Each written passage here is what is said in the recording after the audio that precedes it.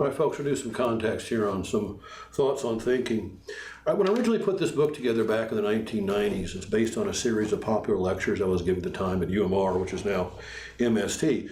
The students responded to it very well, so I decided to take it and put it into a more rigid or a formal structure, actual book, as opposed to just lecture notes. These whole things are based on things the students were really responding to. So the basic design, right, because philosophy is complex and difficult to read, is to take a philosophical point and you want to go through a story, a historical tale, right, some aspect of it that will bring out that philosophical point and allow you to talk about it. And it helps make it very clear. I mean, you can talk about this without going into these examples and short stories as part of the narrative, but it's harder to grasp what's actually being said. When you've got these little anecdotes and little tales that go along with what you're reading, it can really help bring it out and also help when you're reading other stuff as well. In these other stories, oftentimes, folks, you can be glossed over them. There are morals and things to be learned, right, from things just like 1001 Arabian Nights. Got a great little story out of there, right, we'll talk about later in the book. So that was original approach, was to make something very readable. You didn't have to have somebody there to introduce it to you, something you could do on your own. As it turns out, it also works out to be a pretty good textbook. But that's the general context and idea behind this thing, was to build something that was incredibly readable and didn't require years of study in philosophy. I found it took me 6 years of study before I could read anything I chose to read. Right now, you got to go ask questions, professors. All this meantime, trying to get up to linguistic and conceptual speeds necessary to handle how fast professional philosophy is written in order to be able to play that game with them.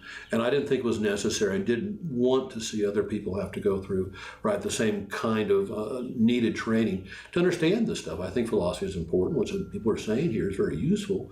There's got to be some way, I thought, to crack it out of these heavy codes and make it more accessible. I mean, a 6-year study is just too much to ask for most people to go around studying and beginning to read basic philosophy. So something had to be done here.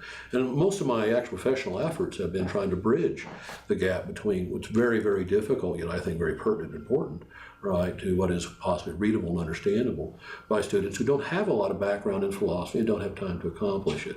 So that's kind of the general scope of it. But what we're going to take a look at, right, in particular, some thoughts on thinking.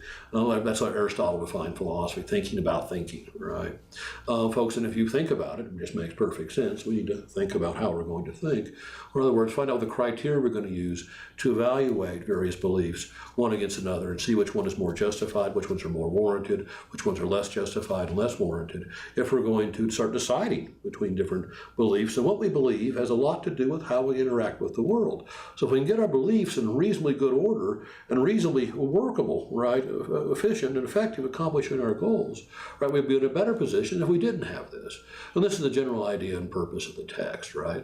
We'll then go through, right, these various tricks and mechanisms.